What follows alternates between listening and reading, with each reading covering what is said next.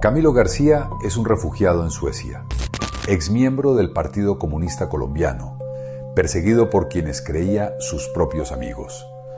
Según sus denuncias, sus copartidarios comunistas, aliados con asesinos a inicios de los 90, planearon su muerte desde un comité estalinista que se dedicaba a la persecución de personas incómodas o miembros del partido que criticaran la violencia ejercida por las FARC en el país. Camilo tenía razones para temer.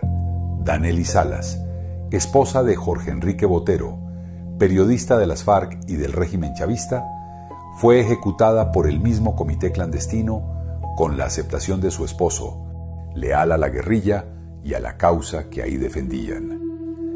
Ella se convirtió, en las palabras de Camilo García, en la mayor muestra de sevicia en la que operaba el infame comité, que cubrió su actuar presentándola como víctima del Estado.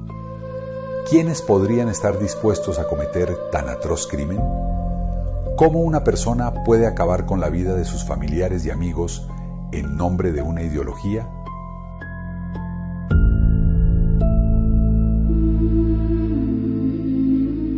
El heredero. Una herencia maldita.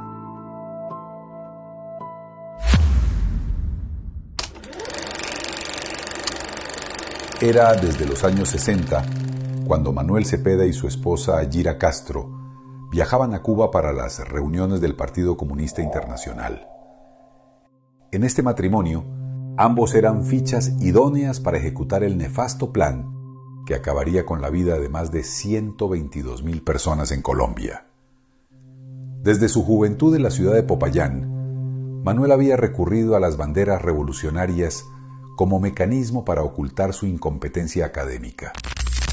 Su nombre aún no sembraba terror para los habitantes del Pacífico colombiano, pero era ahí, junto a Fidel Castro y otros infames camaradas revolucionarios, que se orquestaba la toma del continente americano mediante la terrible doctrina de todas las formas de lucha, promovida por la extinta Unión Soviética. Yira fue criada por su padre, Gustavo Castro, quien promovía la doctrina de odio y a quien la locura lo llevó sus últimos días a permanecer en un asilo para controlar sus brotes de violencia. En su hogar, la doctrina comunista se seguía con devoción religiosa, y para ese momento, la Unión Soviética financiaba el adoctrinamiento internacional mediante células clandestinas con el fin de expandir su poder, por lo que su familia gozaría de prebendas, viajes y educación en el exterior, a cambio de organizar la toma cultural, educativa y armada del país, asegurando los intereses políticos del régimen soviético.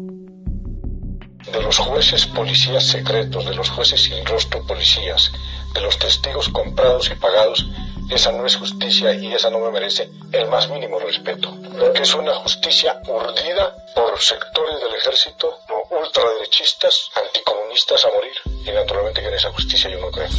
En el marco de la violación de derechos humanos, tienen que renunciar a métodos que han utilizado para perseguir a sus contradictores, tienen que desmontar sus propias estructuras que atentan contra la democracia, la parapolítica, la paraeconomía y los grupos paramilitares, por supuesto. Manuel y Yira criaron a sus hijos en abandono mientras se encargaban de la organización de guerrillas, una cortina política que protegería su operación clandestina y comités de sicariato como aquellos que amenazaron a Camilo García. Ahí creció el heredero. Luego de que apenas a los 13 años hubiera vivido en la Checoslovaquia soviética, la Cuba castrista, e hiciera parte de las Juventudes Comunistas Colombianas, JUCO, fue enviado a Bulgaria, donde estudió filosofía en la Universidad de San Clemente de Ohrid, en Sofía. Como otros líderes comunistas, absorbió su doctrina férrea en instituciones ortodoxas marxistas-leninistas que desde Europa, y contextos que promueven la lucha armada política y la eliminación del enemigo a cualquier costo, dieron vida a los frentes armados, culturales y jurídicos para la toma del Estado democrático colombiano.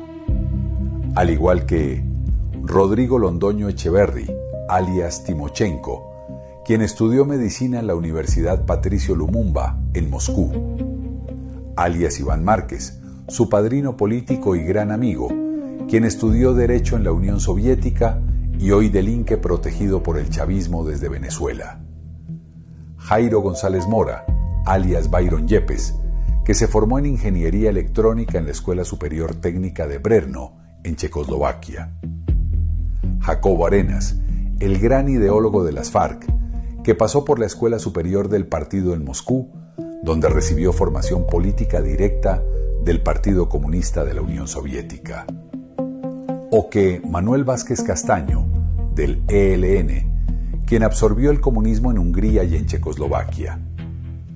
El heredero se convirtió en un individuo frío, carente de empatía, obsesionado con imponer su visión a cualquier precio y determinado a llevar a cabo un plan de dominancia global que trajo repercusiones nefastas en Colombia.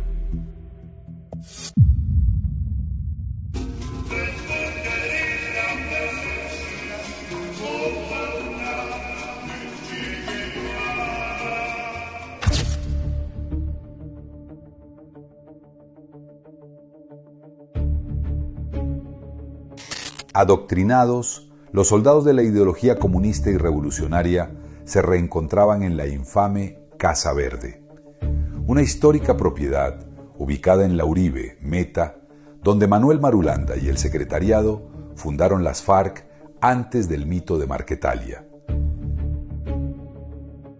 Ahí también llegaron personajes como Carlos Leder, quien brindaba con whisky junto a Jacobo Arenas mientras planeaban narcotráfico y asesinatos, las tomas guerrilleras a poblaciones desprotegidas, las extorsiones, los secuestros y las movidas de narcotráfico en la que todos participaban. Fue ahí mismo donde algunos de los crímenes, que hoy ondean como banderas en las marchas de izquierda, fueron tejidos con sangre de sus propios camaradas, borrándolos del mapa cuando dejaban de ser convenientes para sus planes.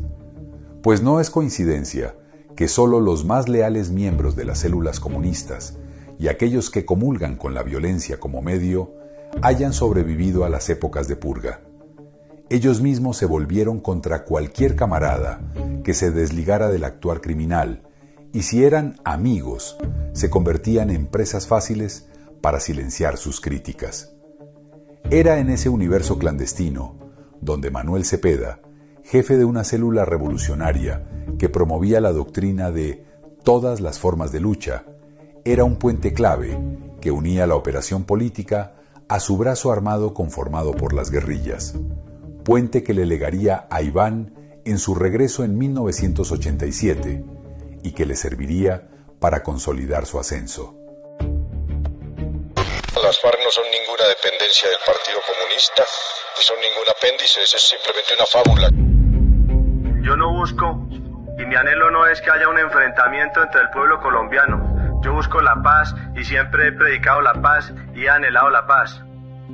Cuando Pablo Escobar y el M-19 decidieron incendiar el Palacio de Justicia con sus miembros aún dentro, iniciaron una guerra judicial en contra de los militares con múltiples réditos. Mientras los autores intelectuales de la barbarie evaden mediante negociaciones las condenas de sus crímenes, el Estado, atado a los conductos básicos que imponen las leyes internacionales, ha asumido la mayor carga de la culpa. Desde su llegada de Bulgaria, e incluso usando la muerte de su padre como arma contra el Estado, Iván Cepeda ha crecido como una pieza clave en la carrera de denuncias selectivas contra el país, en la que los derechos humanos se han desdibujado para consolidar la narrativa que fomenta la criminalidad. El nefasto mito de que las guerrillas nacieron por causa de un Estado opresor, la desviación de la atención para minimizar la crueldad de sus crímenes, la comunión con grupos de muerte internacionales como Hamás, la retórica de la violencia como camino válido para imponer ideas. Todas hacen parte de una máscara de impunidad construida. No es por otra razón que el sucesor del apellido bajo el que las FARC fundó el frente, Manuel Cepeda Vargas, el mismo año que fue dado de baja, no haya señalado el nombre de su propio padre, cuando ha sido usado para bautizar una banda criminal perpetradora de actos repudiables como la toma de Anchicayá en agosto de 1999, el carrobomba en el Palacio de Justicia de Cali en septiembre de 2008 y los múltiples ataques a las sedes de RCN y el comando de la policía en esa misma ciudad. Y por lo tanto, esto puede sonar un poco frío de mi parte. Cuando asesinaron a mi padre, yo ya sabía cómo debía actuar y qué debía decir. Mi papá había denunciado con insistencia desde el año pasado que era víctima del Partido Comunista y la Unión Patriótica de un plan que se llama Plan Golpe de Gracia, que estaba de alguna manera diseñado desde la alta cúpula militar. Por más de 60 años, Colombia ha sido víctima de las FARC. Al menos 122.000 muertos, 29.000 desaparecidos, 20.000 secuestrados y más de 18.677 niños reclutados y violentados ha dejado como saldo su asedio contra el país. Consciente del repudio social que causa la imagen de las guerrillas y el rastro de terror sembrado a su paso, el matrimonio comunista entre narcotráfico y política clandestina ha optado por la desviación de la atención y el revisionismo histórico, que ha maquillado páginas enteras de la historia de Colombia. Dentro de la batalla mediática, Iván Cepeda sabe que la condena de esos crímenes podría significar cavar su propia tumba. No solo porque los principales cabecillas del frente Manuel Cepeda Vargas serían los sanguinarios Winnie y JJ, veteranos criminales que han probado su sevicia en actos como el secuestro a los 12 diputados del Valle del Cauca en 2002, sino también por ser miembro de comités con el poder y la experiencia para desaparecer personas incómodas, donde de primera mano se evidencia que en la red que une todas las formas de lucha no ha importado la ideología ni el compromiso a la hora de realizar ejecuciones dictadas por la sed de poder. Este es un modus operandi que han emprendido ya otras células comunistas. Así fue como pasó con la UP, que se hizo incómoda mientras sobreviviera para los que aún sostenían las armas, pero que su asesinato selectivo, aunque proviniera de fuego amigo, era una excusa para seguir avivando el asedio armado. Pero fundamentalmente Bernardo Jaramillo, un abogado que había hecho su experiencia en la zona de Urabá, que venía con un discurso renovador y muchos creímos que era la figura que iba realmente a cambiar la historia, y así hubiese sido si no se produce su asesinato. El señor Bernardo Jaramillo, por segunda vez traidor al movimiento revolucionario, cuando se fue de aquí y ahora que le hizo un daño muy grande al EPL.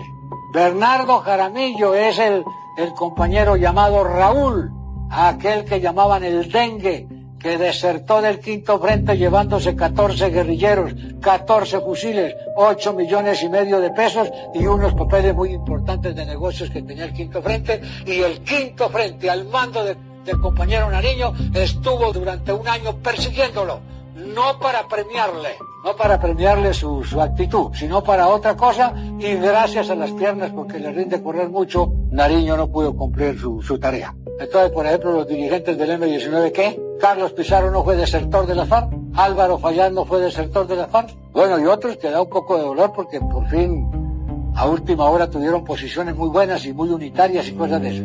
Pero la mayoría de la dirigencia del M-19 fueron desertores de FARC.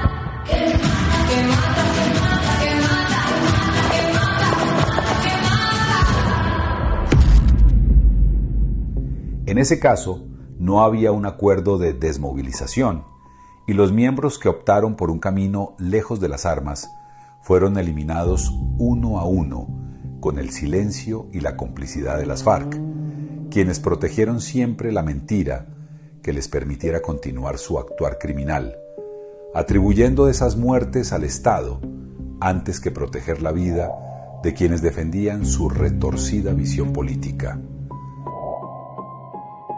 Así sucedió con García, quien redactó un artículo en contra de los métodos del brazo armado del comunismo liderado por las FARC.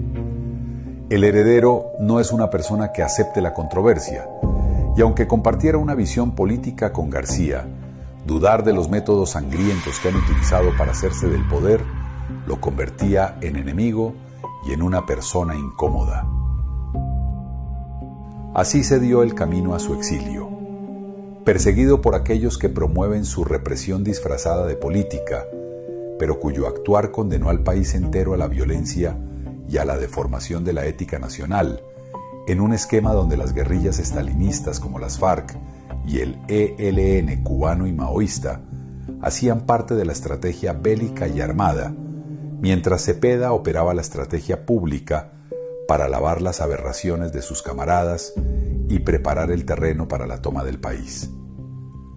Cuando el 4 de febrero de 2008 se organizó la marcha más grande que ha visto Colombia en contra del accionar de las FARC, 5 millones de colombianos dijeron no al secuestro perpetrado por el grupo criminal.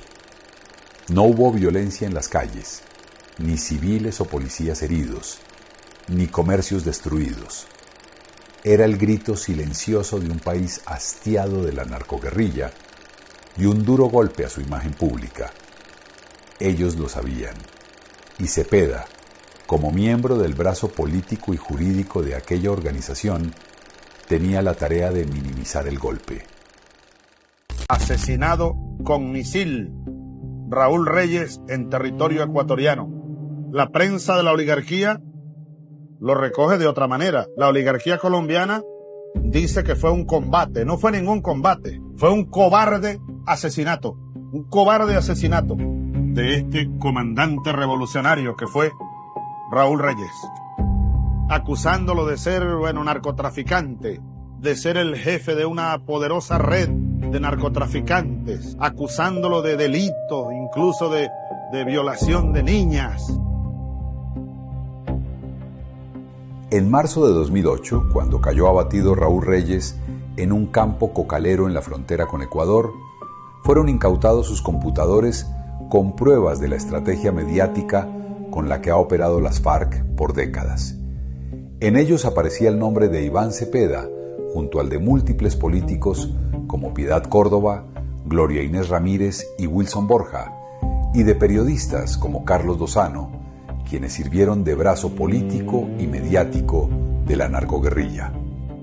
El mismo año en que Colombia se levantaba contra las FARC en las calles, la función de Cepeda, de acuerdo con la información avalada por la Interpol, consistía en organizar una segunda marcha que restara protagonismo a la que se manifestaba contra sus camaradas, con el objetivo de redirigir la atención hacia otros actores del conflicto.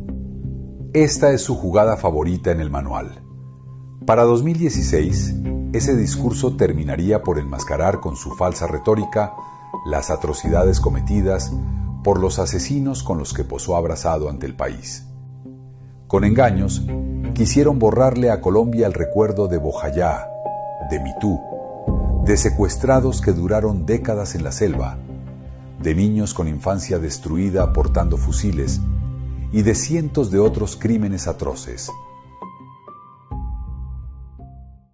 La comisión de expertos de Interpol concluyó que la información de los equipos no fue modificada, alterada, adicionada o borrada. Así lo afirmó este jueves el secretario general de la Interpol, Organización Internacional de Policía Criminal, Ronald Kenneth Noble, en conferencia de prensa realizada en la Cancillería colombiana. Estoy actualmente en mi segundo periodo como secretario general de Interpol y durante mi periodo he visitado 116 países. Me he reunido con jefes de policía en todo el mundo, de manera que cuando digo que la gente de Colombia tiene razón de estar orgullosa de la manera en que su policía manejó la evidencia incautada del campamento FARC el 1 de marzo de 2008, mi declaración se basa en una experiencia significativa de prácticas policiales alrededor del mundo. Si los camaradas Marulanda y Jacobo tomaron la decisión política de organizar este ejército guerrillero, es porque hay causas que justifican la existencia de esta guerrilla. Mi padre y los miembros de la Unión Patriótica no eran unos emisarios civiles de la violencia, sino que precisamente eran los que luchaban por la paz. Hombres y mujeres que integramos este ejército, lo hacemos porque no tuvimos otra oportunidad, no porque seamos violentos. Somos los más pacíficos, los más humildes, los más sencillos, pero no nos han puesto cuidado. Quieren la paz de los arrodillados y esa no es con nosotros. Juan Manuel Santos, buscando un Nobel, pasó por encima de los casi 6,5 millones de votantes que se opusieron a un proceso de paz que debilitaba el Estado de Derecho y que negoció la ley y la Constitución para lavar un prontuario construido por décadas. En una mesa que reunía a 29 criminales, que juntos sumaban más de 1000 años de cárcel en delitos, el país vio con desconsuelo cómo se les otorgó una voz permanente en el Congreso.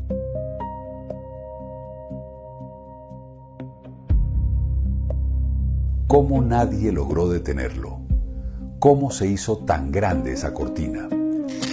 En la lucha del comunismo por derrotar a la democracia, este sería el arma que le daría la victoria en 2022 con la toma del poder por medio de la violencia de una coalición del M-19, las FARC, el ELN y la corrupción política organizada de Colombia en cabeza de Gustavo Petro, otro militante de la doctrina de someter al Estado y a la democracia usando el salvajismo de los grupos criminales. Es cuanto menos triste ver que la unión de todas las formas de lucha hoy rinda frutos electorales luego de tanta sangre que se ha derramado en el país. El aparato jurídico montado por Iván Cepeda y la violencia alimentada por la coca les ha permitido pisotear la Constitución y poco a poco ir borrando la memoria colectiva. Apoyados en la Constitución y en la ley que juré cumplir como presidente de Colombia, y con la confianza irrestricta en la capacidad de reconciliación de los colombianos, he tomado esta noche la decisión de ordenar el despeje por parte de la fuerza pública en los municipios de La Uribe, Mesetas, Macarena, Vistahermosa del departamento del Meta y de San Vicente del Caguán en el departamento del Caquetá.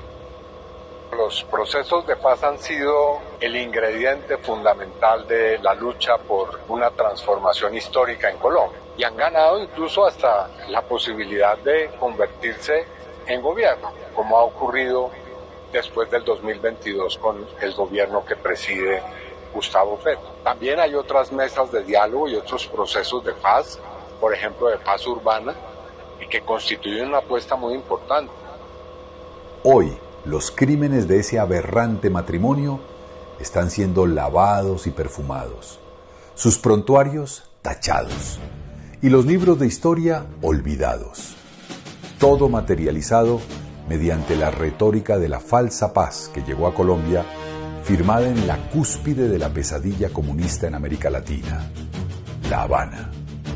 Año tras año, los autores de brutales crímenes son obviados de responsabilidad por grupos y colectivos de abogados financiados para defender un artificial victimismo que contribuya a exaltar a la insurgencia, mientras elimina todo aquello que incomode su retórica. La búsqueda por el control total de Colombia, financiada por el fácil y abundante dinero del narcotráfico, se consolidó como el santo grial de la izquierda criminal. De ahí que los intereses de oscuros personajes como el heredero tengan como tarea custodiar la mina de oro que le sigue permitiendo su agresiva expansión en la región, corrompiendo y pudriendo todo a su paso para sentar las bases de un régimen atroz que imponga la miseria y la muerte entre las naciones, mientras su casta criminal se posiciona en la cúspide de la pirámide del poder.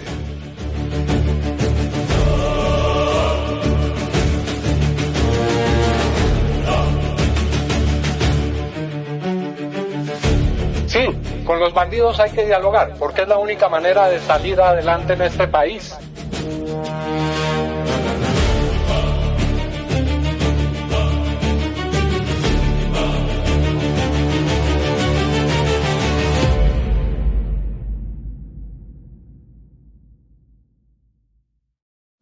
Ojalá gane Cepeda, el compañero Cepeda. Ojalá que las hojas de coca no toquen más la tierra colombiana.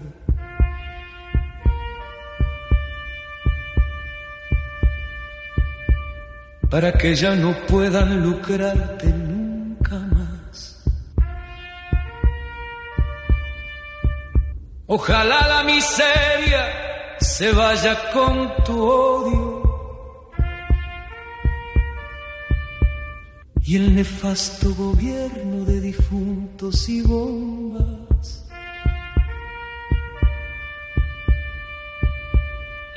Puerca, porque ahí sí nos vamos a apretar otros 4 años nosotros.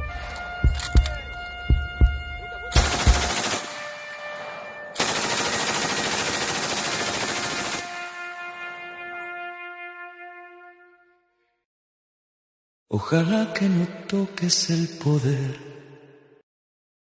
ni en canciones.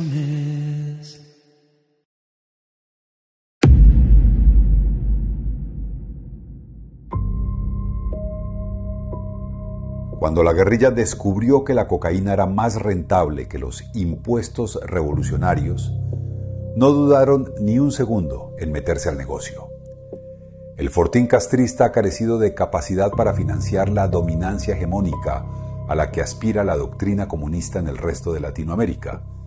Y en Colombia, el brazo armado formado para derrocar la democracia necesitaba fusiles, morteros y dinero, en cantidades que el secuestro, la extorsión y el robo ya no alcanzaban. Los cabecillas guerrilleros sabían esto y no dudaron en abrazar la cocaína, que se presentó como la gallina de los huevos de oro, con la que moldearían naciones enteras. La alianza con los carteles de droga no fue un pacto oportunista, fue una decisión estratégica, fría y calculada. Mientras los narcos vivían como reyes en las ciudades, las FARC y el ELN se sentían menos poderosos en la selva. Poco a poco se pactaron reuniones entre capos del narcotráfico y cabecillas guerrilleros, donde la protección de cultivos, laboratorios clandestinos, corredores de exportación y control territorial se daba a cambio de dinero en efectivo y armas, sellando un matrimonio siniestro y duradero que convirtió a la guerrilla en socia privilegiada del narcotráfico, mientras fungía como sicaria del Partido Comunista. En el corazón de la camarilla intransigente estaba Manuel Cepeda Vargas, padre del heredero.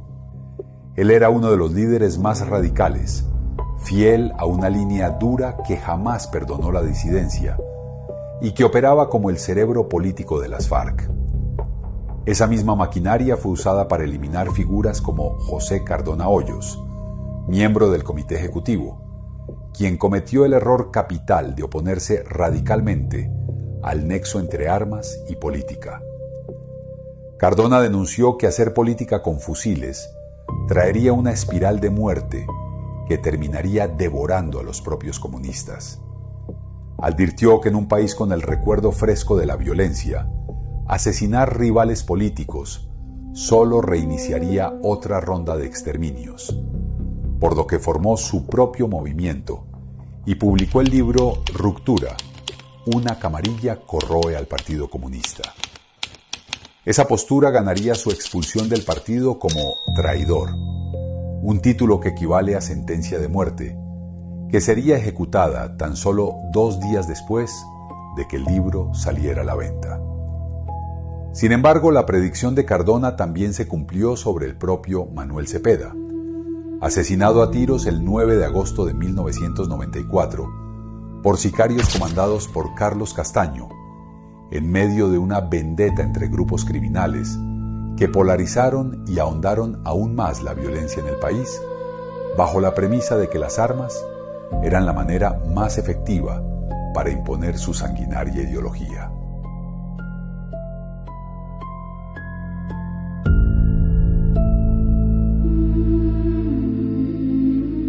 El heredero, una herencia maldita.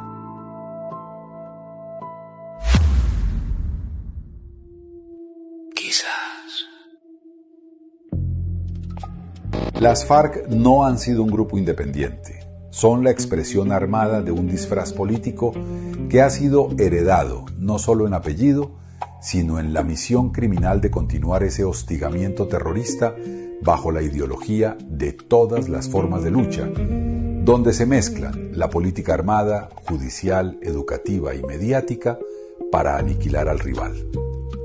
Iván Cepeda, el heredero, reconfiguró el plan de asedio. Entendió, mejor que nadie, que la justicia podía ser una trinchera mucho más eficaz y letal que cualquier fusil, y descubrió su fórmula en el lugar más personal posible: el primer juicio internacional contra el Estado por el fuego cruzado entre grupos al margen de la ley en el que cayó su padre. El caso se convirtió en el origen de todo. Aprendió que las cortes podían ser centro de operaciones, las víctimas banderas y la memoria histórica un instrumento letal para deslegitimar al ejército y lavar la imagen de las FARC. San Vicente del Caguán, la zona de distensión del 99 y los acuerdos de La Habana en Cuba fueron estaciones clave de ese camino. Mientras Juan Manuel Santos compraba un Nobel, la cúpula de las FARC recibía impunidad y curules. El heredero consolidaba poder político, micrófonos y el relato que necesitaba para seguir avanzando. Y aunque Colombia rechazó la impunidad en el plebiscito, los acuerdos se impusieron por la vía judicial y política. Santos tuvo su medalla, los cabecillas, salarios de congresistas e Iván Cepeda, el escenario perfecto para continuar la maquiavélica obra que su padre, Manuel Cepeda, había iniciado décadas atrás. Quizás.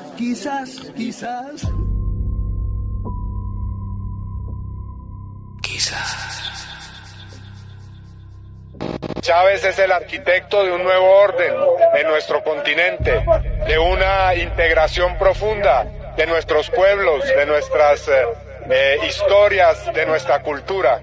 Y creo que será recordado siempre y por siempre. Colombianos, cesó la horrible noche.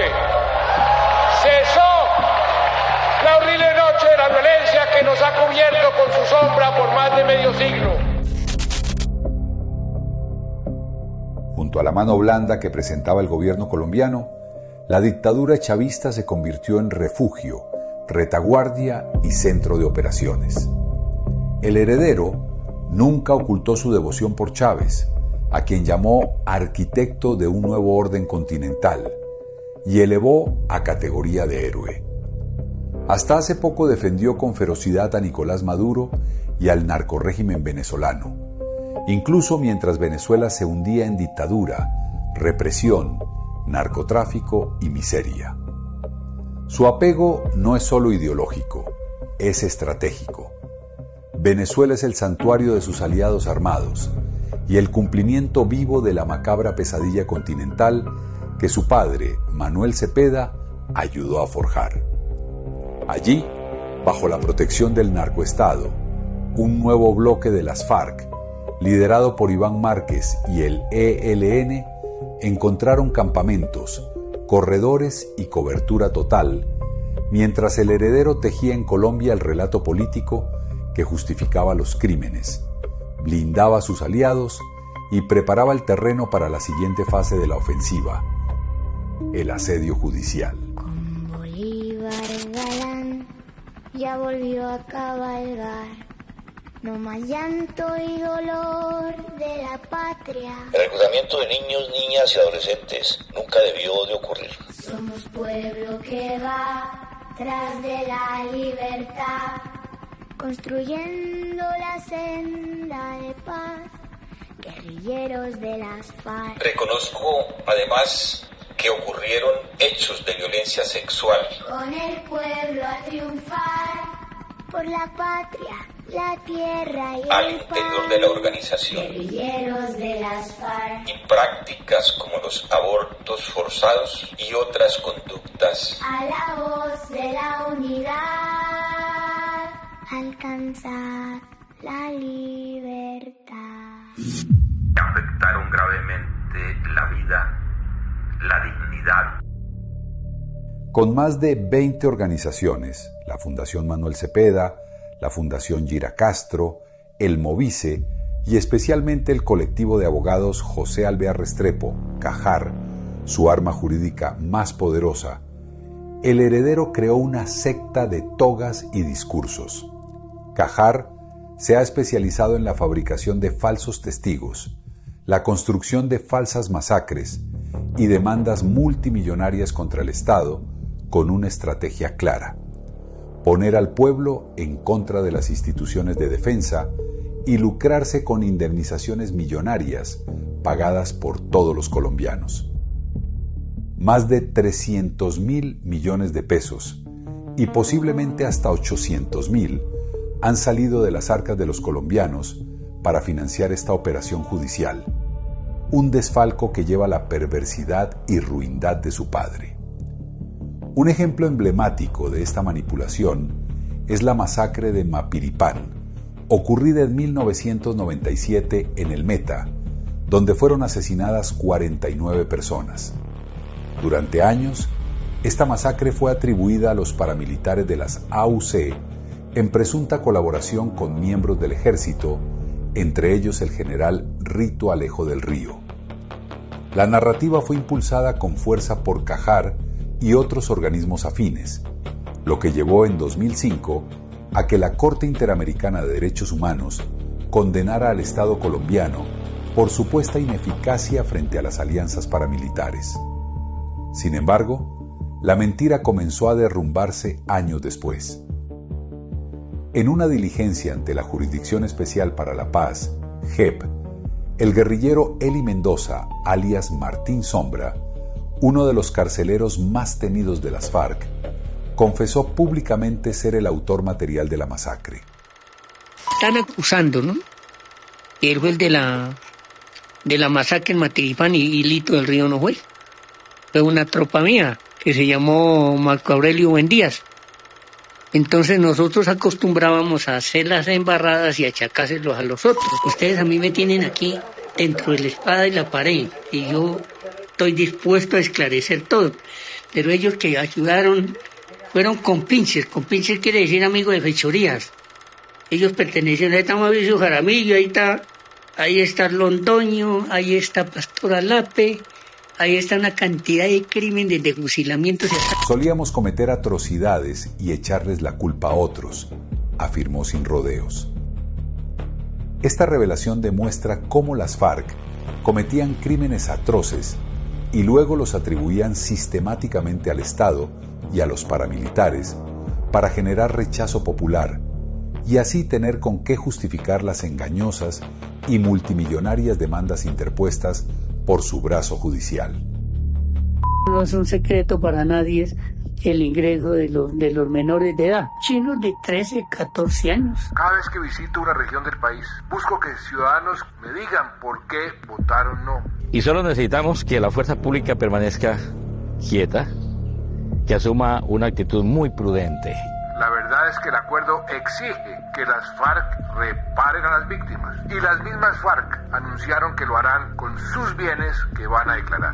La FARC no tiene dinero. Se dice que tenemos cuentas bancarias, que tenemos mucho dinero en paraísos fiscales. Pero es que nosotros no tenemos. Producto de una campaña mediática se piensa que la FARC tiene mucho dinero. Polo Democrático, Alianza Verde, ASI, País apoyaron decididamente un nuevo acuerdo ya y me pidieron que no deje que este proceso se detenga. Nosotros creemos que la mejor manera de refrendar los acuerdos es la Asamblea Nacional Constituyente. Explíqueme, por favor, a qué se refiere con el entrenamiento de los caníbales. Ese lo vamos a fusilar porque se muere. Usted tiene que quitarle un pedazo de nalga y comérselo. Por si en el transcurso del viaje no encuentra sino para ir un gordo, una gorda, se mete el cuchillo y se come su pedazo de carne, sí. Hemos aprobado la justicia restaurativa, la justicia reparadora, y hemos dejado atrás modelos de justicia como la punitiva, que son del medioevo. Ahora lo moderno es esto. El Acuerdo de Paz de 2016 ha sido una lección importante que se estudia en muchas partes como proceso de paz. El heredero, junto a su compañera sentimental Pilar Rueda, actual asesora en la Unidad de Investigación y Acusación de la Jurisdicción Especial para la Paz, JEP, en temas de violencia sexual y enfoque de género, y al magistrado César Reyes de la Corte Suprema de Justicia, ha orquestado algunos de los procesos judiciales más escandalosos contra sus adversarios políticos. Mientras Pilar Rueda protege en la JEP la narrativa favorable a las FARC en casos como el de Jesús Santrich, el heredero impulsa desde el Congreso y los medios la persecución implacable contra los enemigos de las FARC con una estrategia aprendida junto a Piedad Córdoba, basada en recolección y fabricación de testimonios en Colombia y Estados Unidos contra sus enemigos políticos a cambio de prebendas, que difunde en el suelo fértil arado por FECODE durante décadas. En el Sindicato de Maestros, fundado en 1959, el Partido Comunista Colombiano y otras corrientes radicales encontraron un espacio clave de representación e influencia social que, con cerca de 270.000 afiliados, se convirtió en uno de los directorios políticos más grandes e influyentes de América Latina.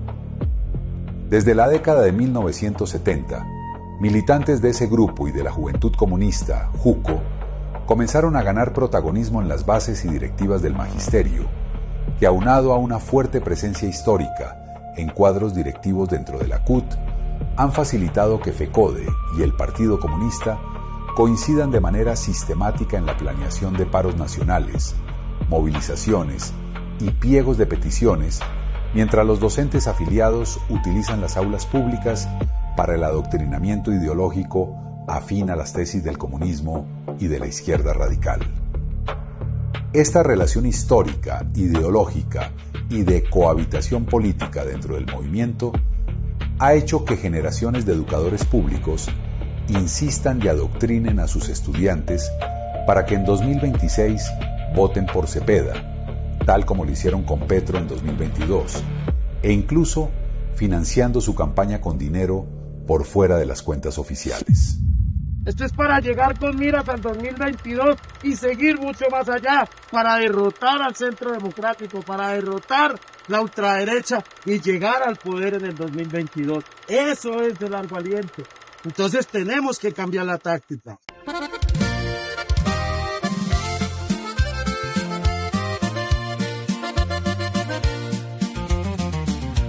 Que vivan los estudiantes que asesinan policías. Arriba los libros y las papas bomba, los machetes y la erudición.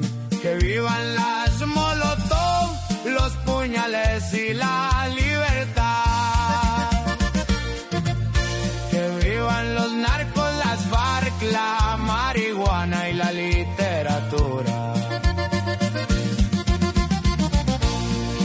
Adoramos las vacunas, el secuestro y Carlos Marx, los niños de Palestina, la cocaína y el monococoy.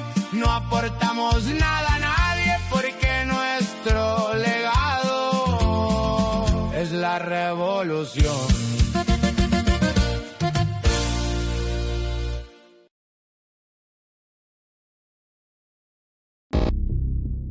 Las consecuencias del discurso comunista que FECODE prolifera se observaron durante el mal llamado estallido social de 2021 y la conformación de la Primera Línea, un grupo de milicianos urbanos cuya violencia, bloqueos, ataques a estaciones de policía, incendio de comercios y la destrucción del transporte fueron legitimados por el heredero ante la opinión pública. Durante las manifestaciones, Cepeda acusaba al Estado de represión mientras omitía deliberadamente los crímenes cometidos por las células que desmandaban el terrorismo en las ciudades. Es un hecho comprobado que esta operación fue cuidadosamente organizada y financiada por el ELN, las FARC y capos del narcotráfico, quienes aprovecharon la pandemia para simular un descontento popular y desestabilizar al gobierno del presidente Iván Duque, y en donde la primera línea fue el brazo visible de esa ofensiva guerrillera, tomando ciudades enteras, asesinando civiles inocentes y policías, y generando un caos generalizado que prácticamente ató de manos al Ejecutivo. Con la llegada de Gustavo Petro al poder, su estructura hoy se ha visto reforzada. El brazo político opera bajo el paraguas del pacto histórico que conforman el diluido partido de las FARC o Comunes, el Partido Comunista Colombiano, el Polo Democrático, la Alianza Verde, Colombia Humana y la Unión Patriótica, que siguen fieles a la misma doctrina nefasta. El brazo armado lo constituyen los grupos que se hacen llamar disidencias de las FARC, pero que nunca dejaron de ser una narcoguerrilla terrorista, junto al ELN y bandas criminales que el gobierno actual ha dejado deliberadamente en libertad. Cuentan además con organizaciones campesinas e indígenas, como la Minga y el CRIC, alimentadas con contratos multimillonarios para sus caciques, que sirven como estructuras paramilitares que engrosan manifestaciones, bloquean ciudades enteras, intimidan a la ciudadanía e imponen agendas por la fuerza. De esta manera, tras la cortina de los derechos humanos, ONGs, jueces, medios y millones de dólares en cooperación internacional, opera con precisión quirúrgica la sevicia de Cepeda contra Colombia. Hay muchos que merecieran estar en la cárcel y que gozan del poder en Colombia. Iván, gracias por existir. Buscar la paz, trabajar por la paz, hacer diálogos de paz, no es un crimen en Colombia. Es de los imprescindibles. Su tenacidad y su ejemplo en la búsqueda de la paz de Colombia ha sido un acicate y un estímulo para quienes estamos en esta brega por la paz. Ni es un delito, ni puede ser tenido como una actividad que genere vergüenza o culpa, no, es un deber constitucional. No te amilanes, estamos contigo.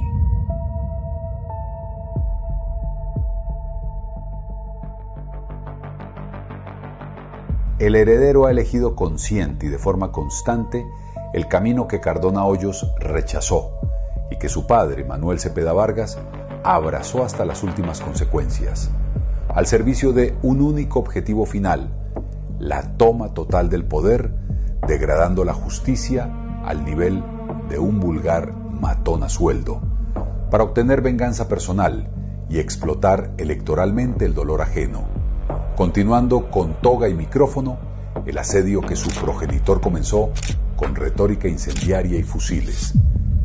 Detrás de esta maquinaria hay un hombre marcado por la obsesión y el resentimiento: Iván Cepeda. Es la encarnación viva del comunismo ortodoxo, de una huella imborrable como un trauma que ha arrastrado de por vida bajo esa doctrina férrea que absorbió en Bulgaria, Cuba y las juventudes comunistas.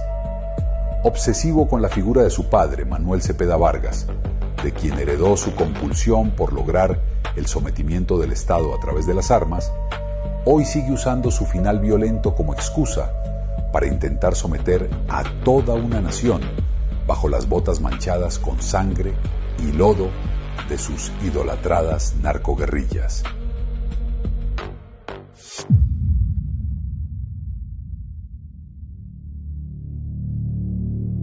Sistemático, metódico y carente de empatía. Un manipulador del dolor a conveniencia, que instrumentaliza criminales y los descarta cuando dejan de servirle en su necesidad neurótica de conflicto permanente. El heredero no es ningún hombre de paz. Es un dinamizador de la violencia atrapado en una espiral interminable de odio. Dañado por una infancia en la que quienes lo engendraron pusieron como prioridad criar y cuidar a las FARC. Consumido por esa mezcla de admiración y odio hacia su propio origen, el heredero permanece en esa infatigable búsqueda de siniestras alianzas, que en su imaginario le aseguren en algún momento la satisfacción de lograr, así sea de manera póstuma, la aceptación paterna. Haciendo realidad el sanguinario sueño de su padre, el de alcanzar el poder vitalicio en Colombia, usando el horror y la destrucción de las instituciones como peldaño.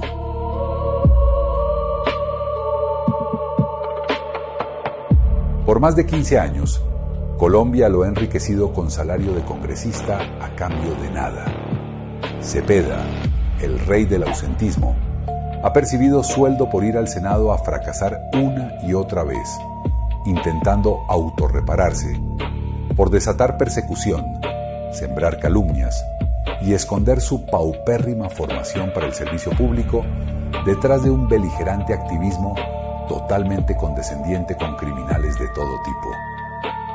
El legado del heredero es la miseria castrista, el narcotráfico chavista, el resentimiento marxista, la represión a sangre y plomo del estalinismo y la ausencia total de fronteras éticas del progresismo.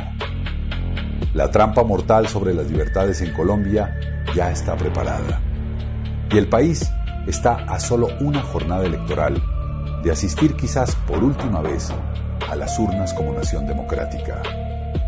Hoy, la amenaza de pasar de 70 años de asedio guerrillero a comenzar apenas una interminable fila de décadas de régimen socialista es muy real.